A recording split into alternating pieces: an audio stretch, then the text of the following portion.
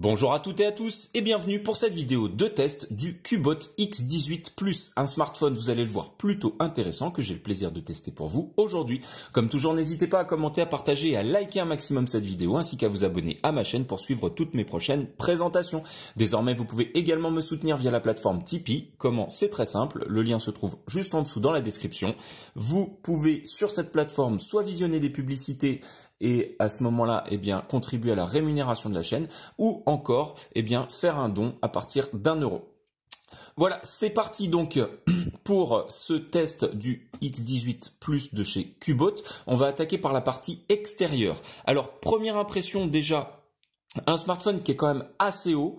Il est plutôt étroit, mais il est quand même assez grand. Il fait son poids. On a une coque arrière en plastique, alors avec une couleur bleue assez jolie, hein, ça vire du bleu au violet un petit peu, donc c'est plutôt joli. L'ensemble est bien fini, il y a une coque qui est fournie avec qui protégera le téléphone. Au niveau des dimensions, on est sur un smartphone qui mesure donc en largeur ici 74 mm. En hauteur, vous allez le voir, il est quand même assez haut, hein, puisque on est sur 159 mm, presque 160. Et puis, par contre, épaisseur très raisonnable, on est sur du 9 mm, en sachant que c'est un smartphone qui embarque une batterie de 4000 mAh, donc c'est une épaisseur qui est tout à fait raisonnable et qui est logique par rapport à la capacité de la batterie. Alors, sur l'extérieur, on a le bouton Power On/Off, le bouton Volume plus/moins ici. Sur le dessus, on va trouver une prise jack 3.5. Sur le côté gauche, vous aurez le petit tiroir pour les cartes SIM. Alors, tiroir à carte SIM qui permet d'insérer, hop, là, vous avez la possibilité de mettre soit 2 nano SIM, soit une nano SIM et une micro SD. Donc on est sur un smartphone double nano SIM ou alors nano SIM plus micro SD. Le tiroir s'insère et s'extrait assez bien, hein, ça n'accroche pas. Sur le dessous, on va trouver 2 grilles, une pour le haut-parleur, une pour le microphone, et puis une connectique micro USB. Oui, c'est un peu dommage, on n'est pas sur de l'USB-C, on est sur de la micro USB. À l'arrière, on va retrouver un lecteur d'empreintes digitales, le LED flash, la double caméra qui est légèrement en surépaisseur, hein, cette caméra. Alors ça ne gêne pas puisque vous avez la coque silicone qui est fournie avec, mais faites attention, effectivement, si vous le posez, vous risquez de rayer la vitre de l'appareil photo si vous le posez sans protection. Sur l'avant, on va trouver alors la caméra frontale, on va trouver les sensors, nous avons une lettre de notification, un écran qui n'est pas en full screen, hein, on a des bandeaux, vous voyez, en haut et en bas, hein. C'est un peu dommage sur les dernières générations, c'est vrai que maintenant on s'habitue de plus en plus à avoir des téléphones full screen, néanmoins on est sur de l'entrée de gamme ici, hein, donc c'est normal qu'on ait encore ce type d'écran. Un écran de 5,99 pouces, donc relativement grand, hein. Alors il est assez haut, un petit peu étroit je trouve à mon goût. Les boutons sont des boutons ici qui s'affichent à l'écran, hein, pas de bouton physique. Le poids de ce téléphone, 184 grammes sur la balance, il est donné pour 170 grammes, donc comme souvent, hein, le constructeur ment un petit peu. Là on est sur du 184 grammes. L'avantage de ce smartphone, c'est qu'il est homologué CE, hein, puisque Cubot désormais distribue ses modèles en Europe, donc c'est plutôt bien, ça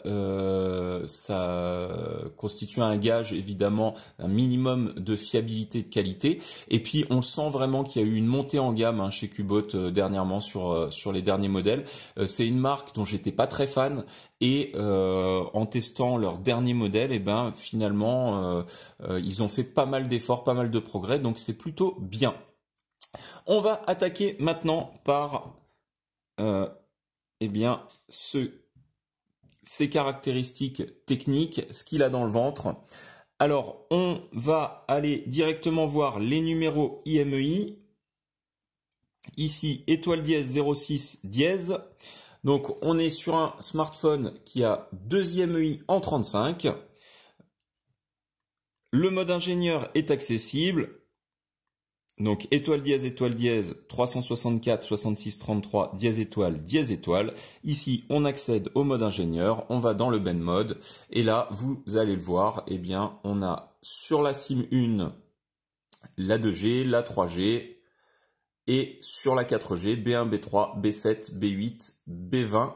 Donc on a la B20, c'est parfait, par contre il n'y a pas la B28 et puis après il n'y a rien d'autre. On continue avec la SIM 2. La SIM 2, elle, uniquement 2G, 3G. C'est important à prendre en considération. Alors, sur les entrées de gamme, c'est rare qu'on ait de la 4G sur la SIM 2. Hein.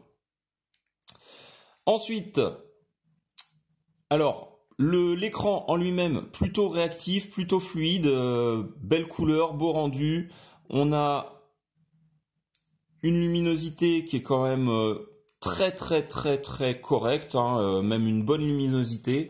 L'écran vraiment rend très bien. Alors il y a aussi le fond d'écran qui joue évidemment, hein, quand vous changez de fond d'écran, ça peut changer un petit peu l'impression que vous avez du téléphone, mais en tout cas un bel écran, il est plutôt réussi et il est très réactif. On va aller voir au niveau des paramètres. Alors j'aime assez hein, les smartphones qui embarquent une touche d'accès aux applications. Ça évite d'encombrer le bureau de dizaines d'applications. Vous pouvez avoir vos applications principales et ensuite les autres sont regroupés ici. Donc au niveau des paramètres, on est sur de l'Android 8. Hein. Des paramétrages très classiques, vous le voyez, hein, des menus classiques. Alors on a le Duraspeed, plutôt pas mal. Le Duraspeed, hein, vous le voyez, donc il permet en fait de faire passer vos applications qui sont en arrière-plan sur un mode veille pour optimiser en fait le fonctionnement. Si vous avez une application que vous utilisez et qui est gourmande en ressources, et bien là vous limitez en fait tout ce qui se déroule en arrière-plan et donc du coup votre application va mieux tourner. Alors on s'en sert pas tout le temps, hein, mais ça peut servir éventuellement si vous faites un jeu par exemple particulier. Alors vous le voyez, hein, rien d'exceptionnel sur les menus. On est vraiment sur quelque chose de très basique. On va ensuite voir notre GPS. Alors GPS,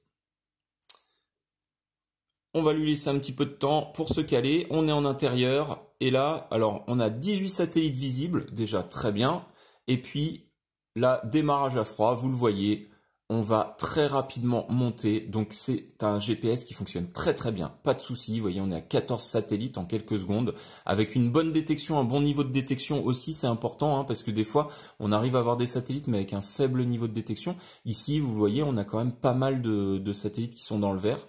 Donc, c'est plutôt bien. Et encore une fois, on est en condition intérieure. Hein. Donc, très bon GPS. Un très bon point pour ce Cubot X18 Plus. Le benchmarking Antutu. Alors, un petit score, 52 693, un score d'entrée de gamme. Vous allez comprendre pourquoi. Hop. Donc, notre Cubot X18 Plus. Alors pourquoi Plus? Tout simplement parce que c'est le grand frère du X18, hein, le X18 qui a un écran plus petit, une batterie plus petite aussi. Hein. Ici on est sur une batterie de 4000 mAh qui correspond à la taille d'écran plus grande aussi, hein, puisque l'écran plus grand consomme. Et puis on a une capacité de mémoire également qui est plus étendue. Donc si vous devez faire un choix, après c'est une question de budget. Hein.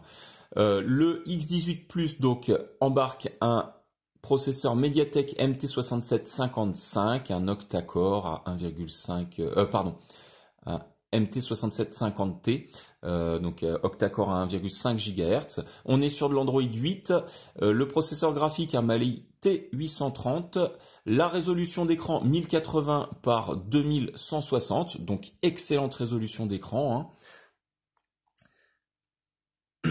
On est sur de la Full HD+, hein, au niveau de l'écran. La caméra arrière, 20 millions de pixels. Elle est donnée pour 20 millions de pixels. Est-ce que la qualité est au rendez-vous? On verra ça après. La caméra secondaire est à 2 millions de pixels à l'arrière. Ensuite, capacité mémoire. En RAM, on est sur 4 Go. ROM, 64 Go. C'est très bien, c'est parfait. Généralement, on n'en utilise pas plus, à moins d'installer beaucoup de jeux, de vidéos, de choses comme ça. Le Mediatek MT6750, donc notre octa-core, on va aller juste vérifier le fonctionnement des cœurs. Vous le voyez, hein, vous avez 6 cœurs en veille, 2 cœurs qui fonctionnent, donc pas de souci. Gestion de l'énergie plutôt bonne. Ensuite, la partie graphique, donc notre écran 5,99 pouces, 6 pouces, la résolution en Full HD+, vous avez une densité pixels donc à 480 dpi. Et on va aller tester le multipoint. Alors, c'est là qu'on peut avoir des petites surprises. Donc 1, 2, 3, 4, 5, jusque-là tout va bien, 6.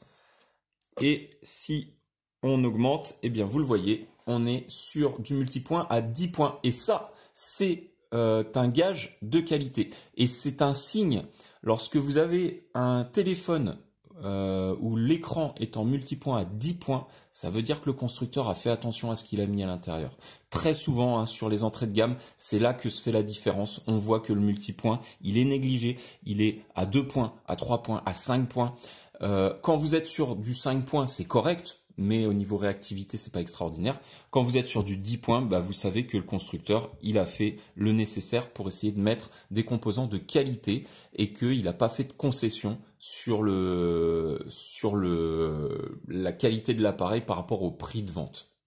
Voilà, donc ça, c'est vraiment un très bon point. La batterie. Alors, la caméra avant, 13 mégapixels. Bonne caméra avant aussi, hein. Ça aussi, c'est important. La batterie, donc 4000 mAh, très bien. Alors le poids donné, vous voyez ici 178 grammes. Moi je l'ai pesé, il est à 184 grammes. La version Android 8.0.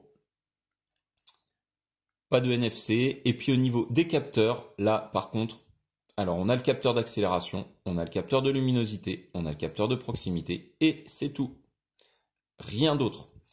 Là, je vous dirais, s'il y a un point faible, il se situera là, puisque vous voyez, il n'y a pas de boussole. Hein, tout ce qui est capteur magnétique, il n'y en a pas.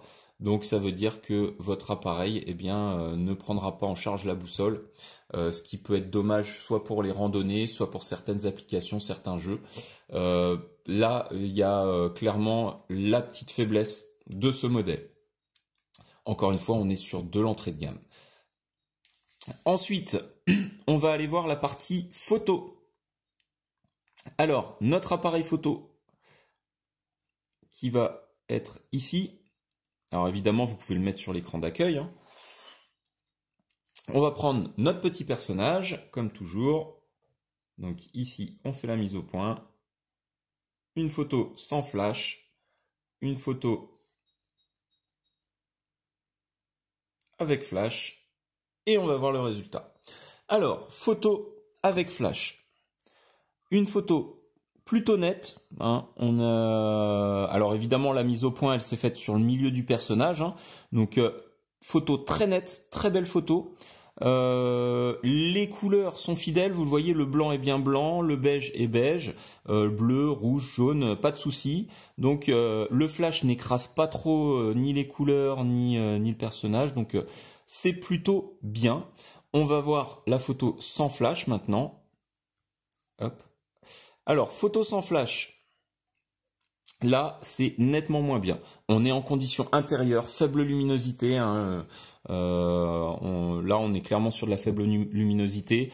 Là, la photo granule quand même pas mal. Le rendu est pas mauvais, mais effectivement, bon, il y a un manque de lumière, clairement. Vous aurez, je pense, quand même un très très bon niveau de qualité photo sur cet appareil. Le rendu sur une luminosité qui est vraiment faible et pas mauvais du tout, donc avec une luminosité plus forte, vous aurez une photo qui sera très très correcte. Ensuite, hop, on va aller voir la partie son. Alors la partie son, je vais lancer le benchmarking 3D. le temps que ça s'amorce, on va voir donc la partie son et puis la partie vidéo, évidemment, en même temps. On en profite. Alors, ici, qualité d'affichage, nickel, vraiment nickel. Hein. L'écran, il est très très beau. Très bel écran. La partie sonore.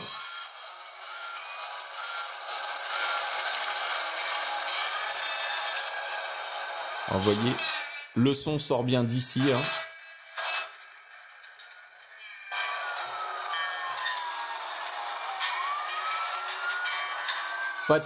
Pas de son qui sort du haut.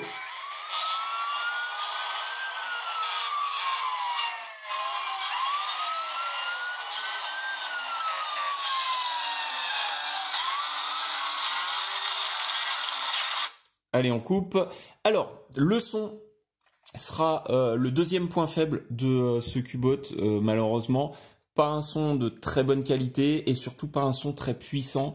On est sur quand même un niveau sonore qui reste relativement faible pour un smartphone.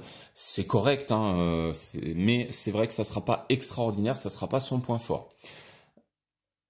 Voilà pour le tour de ce Cubot X18 Plus. Alors, on va résumer.